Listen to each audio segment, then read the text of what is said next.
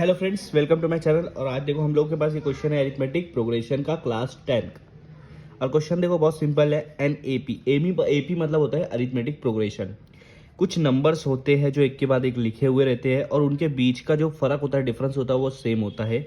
हर दो नंबर के बीच, हर बाजू बाजू वाले नंबर के बीच का डिफरेंस सेम होता है। इसको हम लोग अरिथमेटिक प्रोग्रेशन कहते हैं। ठीक है, इन्होंने बोला है कि एक एपी है जो जिसमें 50 टर्म्स है। टर्म्स का मतलब होता है कि 50 जगह है और उस 50 जगह पर अलग अलग नंबर है।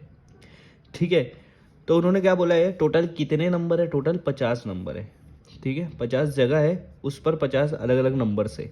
ऑफ विच थर्ड टर्म, तीसरी जगह पर जो नंबर है जिसको A3 बोलेंगे वो है 12।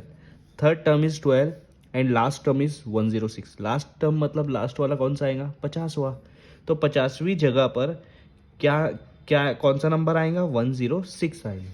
और तीसरी जगह पर कौन सा नंबर आएगा? 12 आएगा। ठीक है, उन्होंने बोला है 29th प्लेस पर कौन सा नंबर आएगा ये फाइंड आउट करना है। दो चीज दिया हुआ है, दो नंबर दिया हुआ है और एक तीसरा पूछा गया है। ठीक है, सिंपल कंसेप्ट है। जब भी टर्म्स आया एक ही फॉर्मूला याद होना चाहिए, A N is equal to A plus N minus one D. अब इसके बाद आपको ये समझ में आना चाहिए आप किसकी बात कर रहे हो। थर्ड टर्म की बात कर रहे हो तो एन की वैल्यू हो जाएंगी 3। फॉर इसके लिए एन की वैल्यू हो जाएंगी 3। तो A3 is equal to A plus N की जगह देगा 3 माइनस वन डी, जो कि A3 की वैल्यू है 12। ए प्लस 3 माइनस वन कितना हो जाएगा? 2D। ये आपका सेकेंड इक्वेशन बन गया, ए प्लस 2D। ठीक है। अब अब 50 की बात करेंगे, 50 टर्म, तो उसके लिए n 50 हो जाएगा। इसी वाले फॉर्मूले में हम लोग n इज इक्वल टू 50 करके डालेंगे। तो ए एन मतलब हो जाएगा A50 is equal to A plus N की जगह आ जाएगा 50 minus one D. A fifty कितना है? 106 है। ए प्लस 50 माइनस वन कितना होता है? 49D। 49D आया समझ में? हाँ।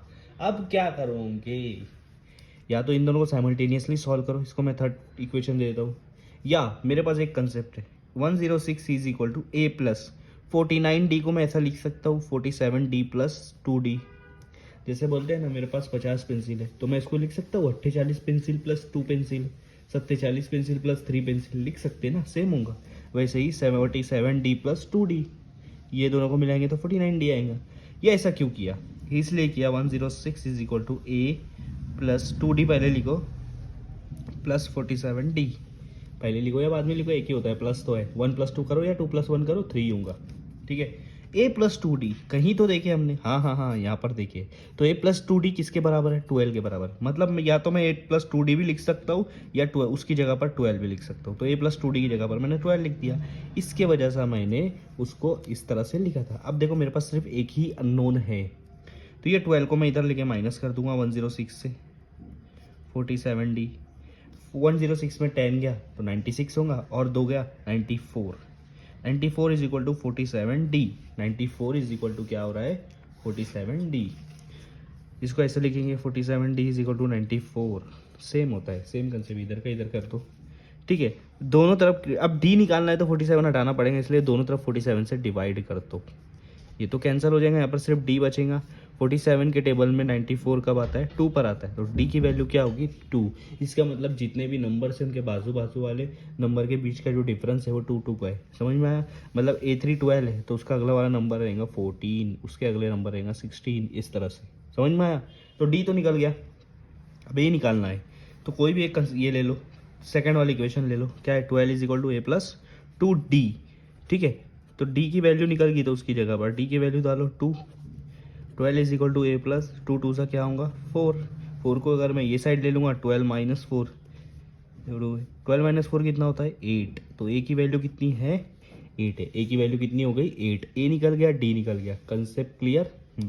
क्या निकालने बोला था उन्होंने? 29 टर्म। 29 टर्म मतलब ए एन वाले फॉर्मूले में एन की जगह पर लिख देंगे 29 टर्म। 29 पूछा है ना, तो एन की जगह पर 29 लिख दो। ए प्लस 29 माइनस 1D। ठीक है, A29 क्या है? वही तो निकालना है मेरे भाई। ए क्या है? ए निकल गया है 8। 29 में से 1 जाता तो कितना बचता है? ऑब्वियसली 28। डी कितना है? 2। 28 2 सा कितना होगा? 56। कितना होगा? 56। 56 में अगर मैंने 8 मिला दिया तो मेरा आंसर आएगा 64। तो 29th प्लेस पर कौन सा नंबर है? 64, यही हमको निकालना था। तो आए समझ में? ये क्वेश्चन बहुत सिंपल क्वेश्चन है, इस तरह के क्वेश्चन आए तो आप फटाफट सॉल्व करना चाहिए।